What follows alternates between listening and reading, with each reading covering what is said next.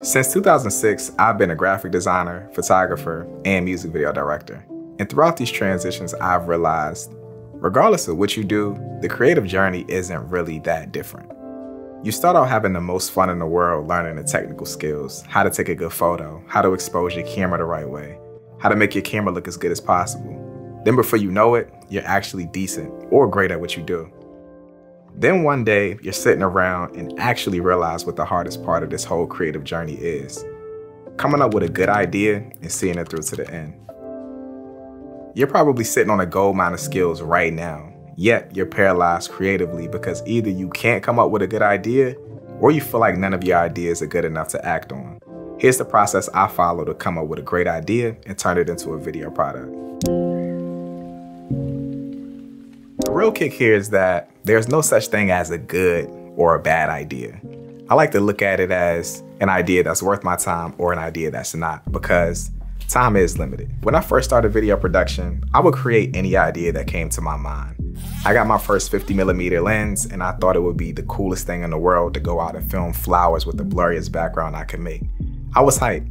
But the longer I do video production, the harder it is for me to land on an idea I deem worthy of my time. You don't have to tell me, I already know this sounds stupid, but here are 3 reasons why I feel this way. The first reason is I've already done it. I've been doing this for over a decade, which means I've created hundreds of videos.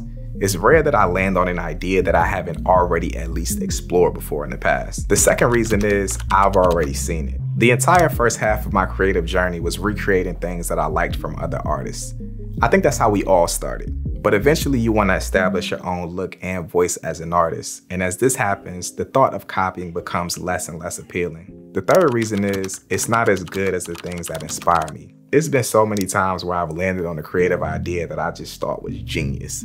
I'm hype about making it, and then I scroll online 3 seconds later and I see something that I think is 20 times better than my idea that I just came up with. And now I'm thinking, my idea is garbage. And knowing that about myself, my first step to coming up with a creative idea that I feel is worthy is getting offline and doing something absolutely boring.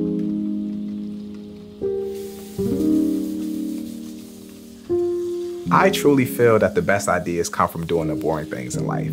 Washing the dishes, taking out the trash, going for a long walk with no media, driving with no music.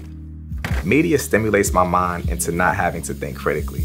I know if I have a Twitter feed or a YouTube homepage in front of me, I'm only thinking about passing the time. With that being said though, it's inspiration in everything. I just find that if I'm going to social media for it, I have to be careful to only visit the areas of it that are inspiring to me.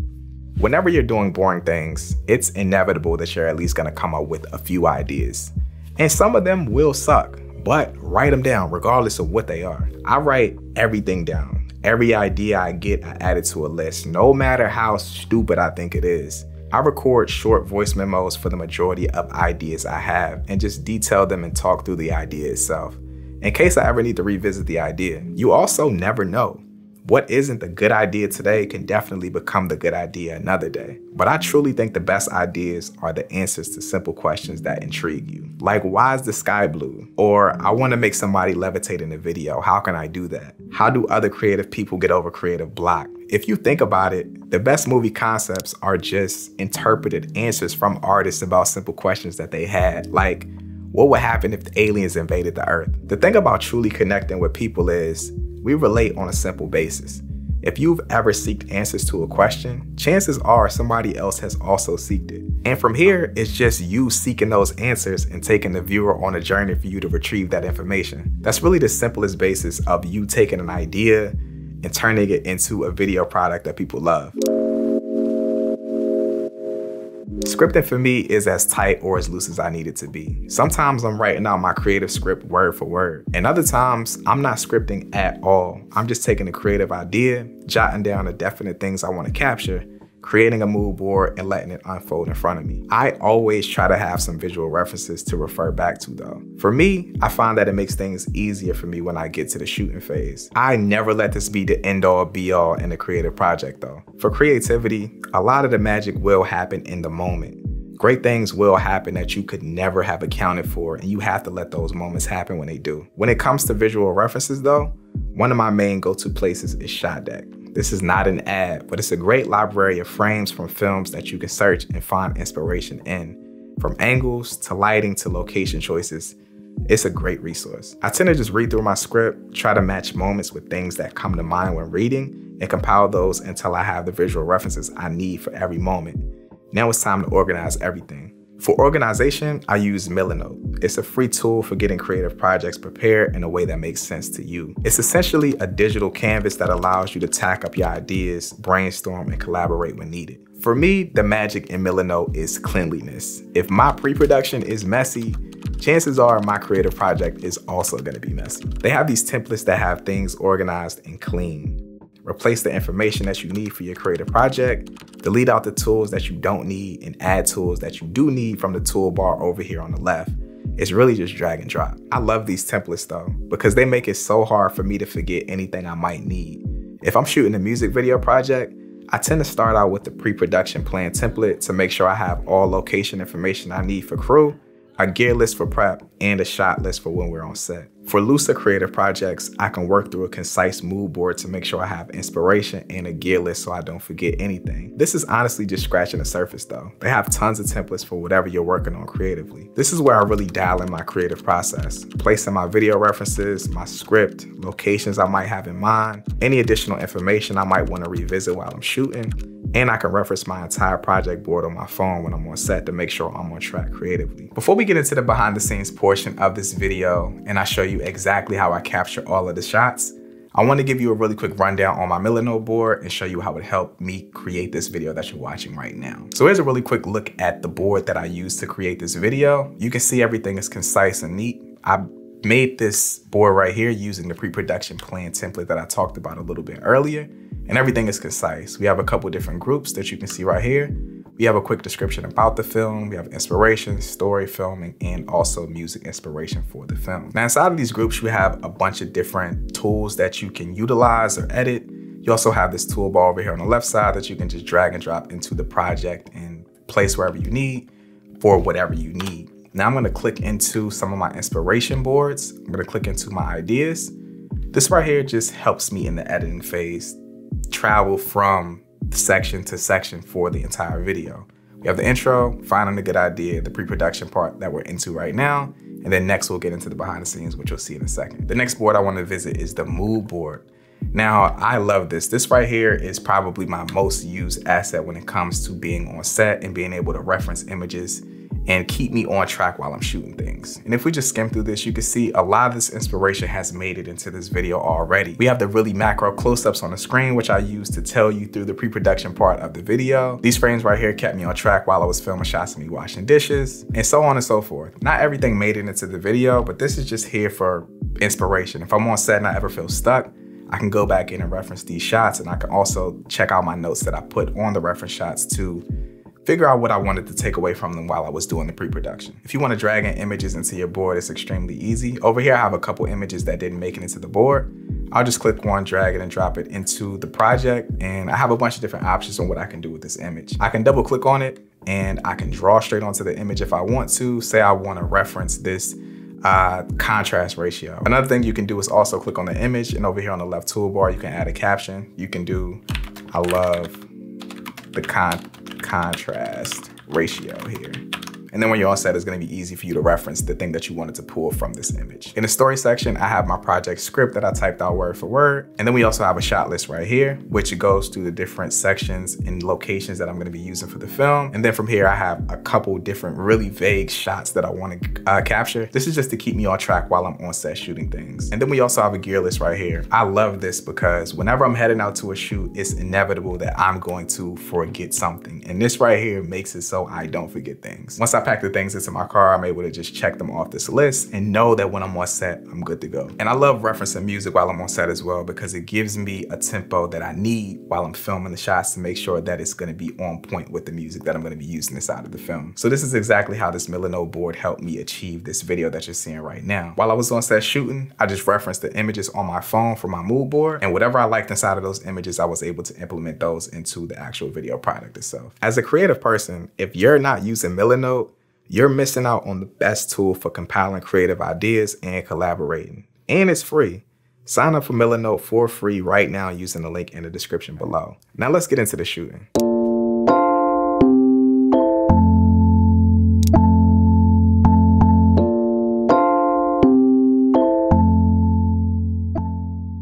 What's good, y'all? Welcome to this behind the scenes. Now, we're gonna be thugging the day off the iPhone because at this particular moment, I don't have another camera body and this is really all I can do. But I do got a microphone. Hopefully it sounds good. Hopefully y'all can see what I'm doing and it'll keep y'all in tuned enough to wanna watch this. Now, for this video's sake, we're gonna start today in the office. It's freezing outside, which means I'm lacking a little bit of motivation to go out there and do anything. And I figure if we can get some decent shots in the office, it'll motivate me to wrap this up and push it through to the end. Right now, we're gonna go through and do camera setup. We're gonna do lighting setup. We're gonna figure out if we're gonna be using any other stabilizers like sliders or anything like that. So let's get into it, man. The thing that I'm not liking about this iPhone that I'm already like dreading is not being able to see what's going on. So it might be ultra wide shots, it might be super grainy, but bear with me, all right? We're gonna figure it out and we're gonna get it done. All right, let's do it. I haven't run a full rig setup in so long, like pretty much since I got the A7C Mark II. I've just been using it, body lens, no sort of monitoring at all. And it's been fine. S-Log2 is a great tool to be able to get a good exposure for your color grade. But I've just recently been realizing that my exposure levels on my lighting that I've been adding into my scenes tends to be way hotter than I want it to be.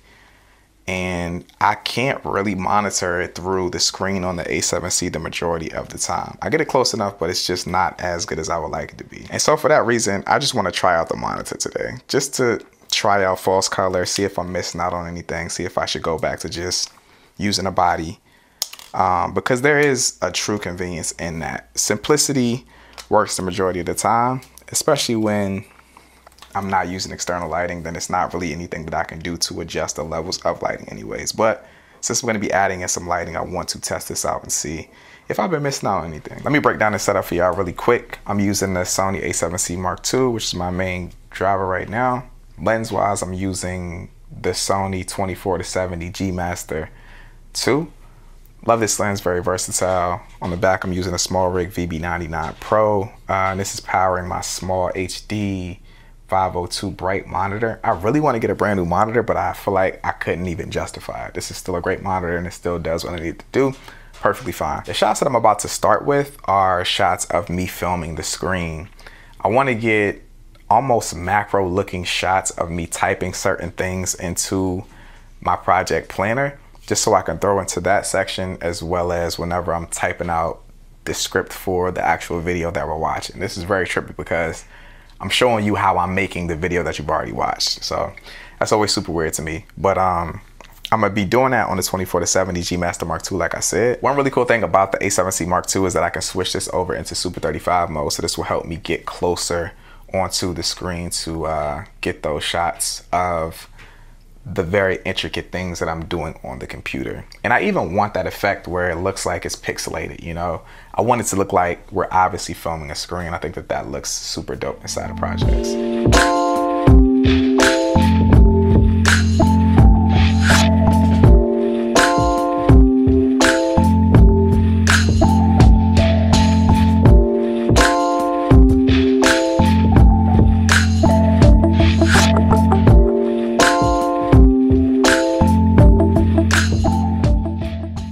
I meant to do behind the scenes for these kind of like night interior shots in my office, but dusk was happening really fast and I knew I wanted that blue light that was coming through the window, which is gone now.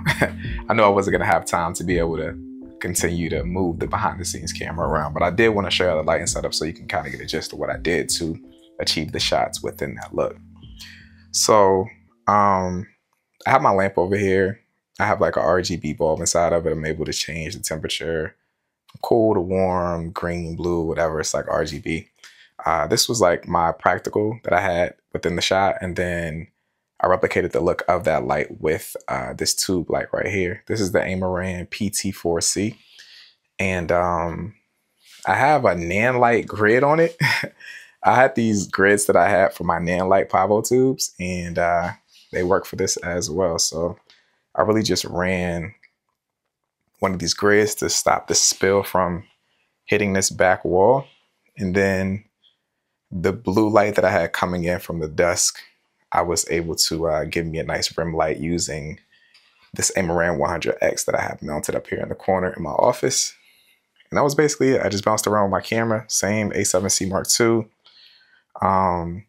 with the 24-70 f2.8 G Master Mark II. Just bounced around the office on the tripod, got some really cool looks, and tried to replicate a lot of the looks that I pulled from different frames within the pre-production for this actual video. They helped me a lot for these shots, and I got all of them displayed in my Milano board, obviously, which I'll link down in the description below if any of y'all want to check it out. Day 2 of production, I switched over to the DJI Action 5 Pro.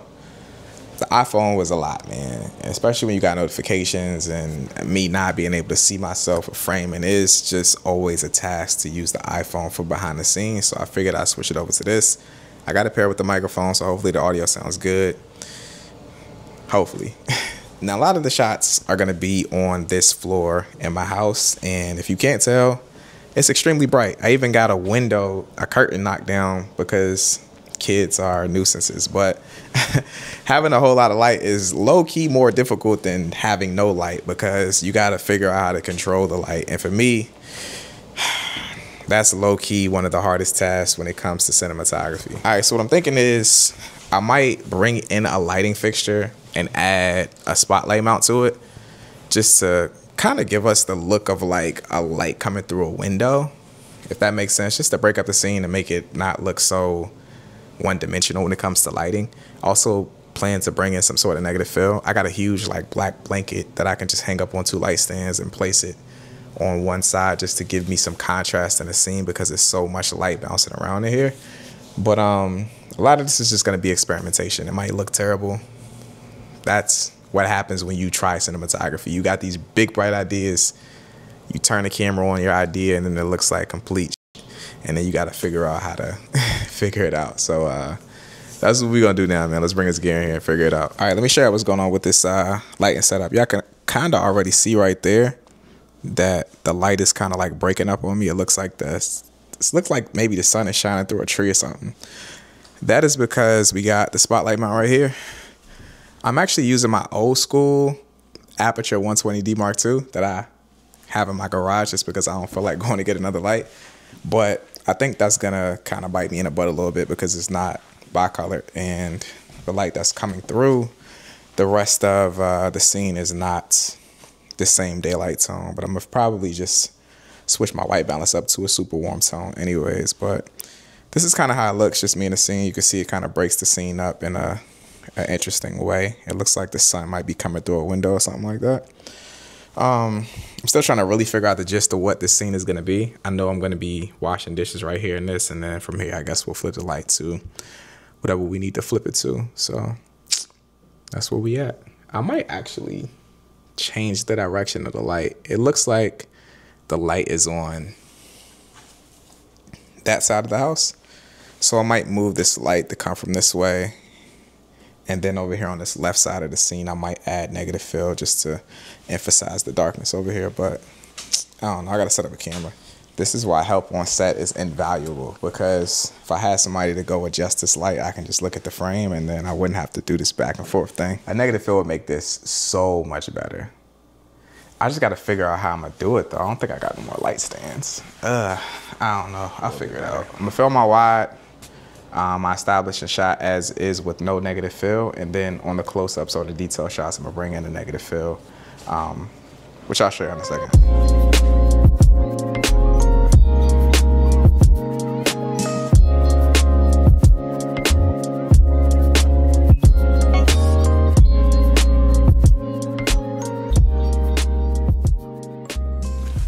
This is a flag kit I bought a couple years ago. And I've honestly probably used this thing like 3 times since I bought it. Flags are one of those things that make your footage look so freaking good, but when you're working by yourself, it takes up all the time in the world, and the difference is like barely noticeable for the majority of things. But we here. We here. The quality of this kit is okay.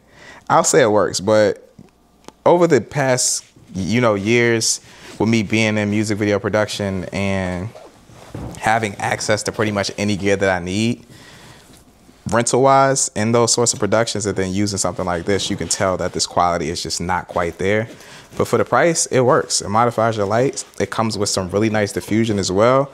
I think this negative fill inside of here is garbage, but you know, it is what it is. The fact that I have it on hand and the fact that I'm just feeling inspired to pull it out, I'm gonna just go with it and see what I get. This is that black flag all the way built out. This is a pretty nice size. I'm not specifically sure what size it is, but I'll put it up on the screen. But you can see, you can get like some really good negative fill with flag this size. So this just slides into a grip head on a C-stand or whatever sort of stand you're using. And then you could just modify it to block off whatever light you don't want. This is the setup I landed on. So we got, obviously, the light coming from the other side. Then we got the flag over here. And then, yeah, this is what the setup looks like through the camera because I'm actually recording, which I didn't even know I was. You can see on this side of my face, it's just black and it just looks good. It has a good amount of contrast. I'm able to kind of weave in and out with the, you know, the light here that is kind of being broken up inside the scene. And it looks good. This is a very, very simple lighting setup. It just looks dope.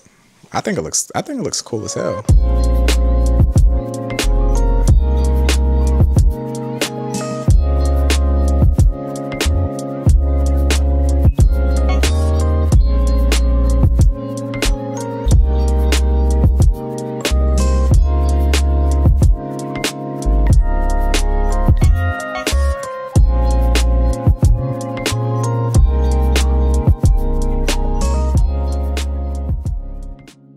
Things are not going how I wanted them to go with the timing of the project, but basically what I'm doing right now is I'm just bouncing around my living room and I'm utilizing the natural light that's coming through the window before dusk comes.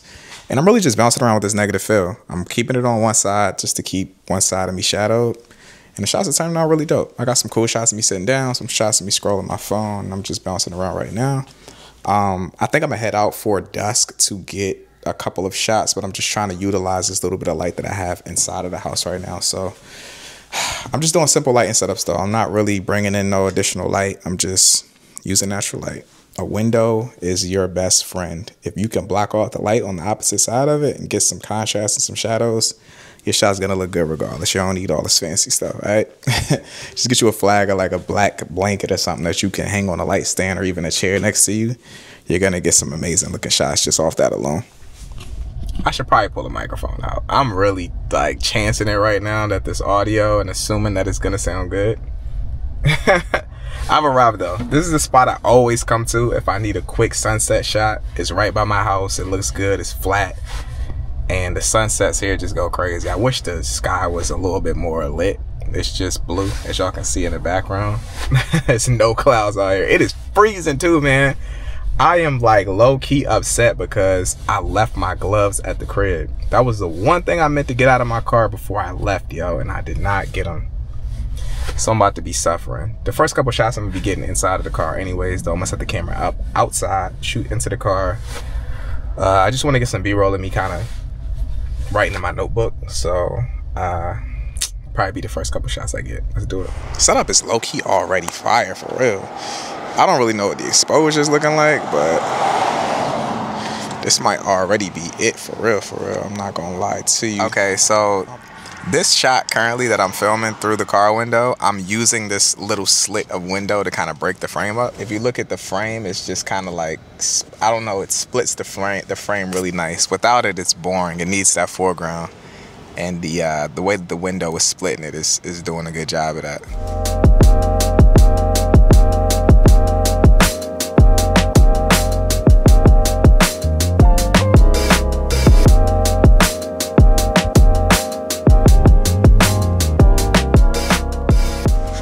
Yeah, we back for BTS.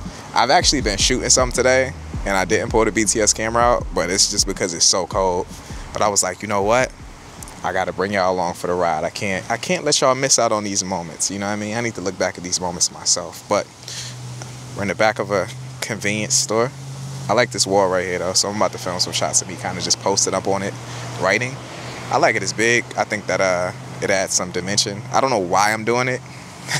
The biggest reason I can think of is because it looks cool, and sometimes that's reason enough to do it. As long as it looks cool and you like it, just go with it. So that's what I'm doing right now. This is also a reference to one of the frames that I had pulled within the references and the planning part of this video. And you know, obviously I referenced that on my phone using Milanote because Milanote is the GOAT. That's one of the biggest things that I do really like about Milanote though. Like whenever I do go to sets, I haven't shot a music video in a while, but back when I would plan my music videos and I would go to sets, I would make my board at home, obviously, when I'm doing my pre-production, but while I'm on set, if I ever need to reference anything, I could just pull it up on my phone. I could bring an iPad to set, have a bigger like view of what I'm doing or what I want to do, and I can also reference any sort of notes and stuff like that. Milanote is the GOAT, and it's coming through right now as well. But let's get these shots before it gets dark, man. Let's do it. Right now, I'm determining what the frame looks like. It looks good right now, but for real, I got a negative feel in my car, and I swear, ever since I used that negative feel yesterday, I have been rethinking my cinematography choices for the past couple of years. Like, why haven't I always been using negative fill? So I low-key might pull this negative fill out of my car and set it on this side of this frame. I think it would add. YOLO, let's do it. Let's do it. If we gonna make it look extra, we might as well make it look all the way extra, right?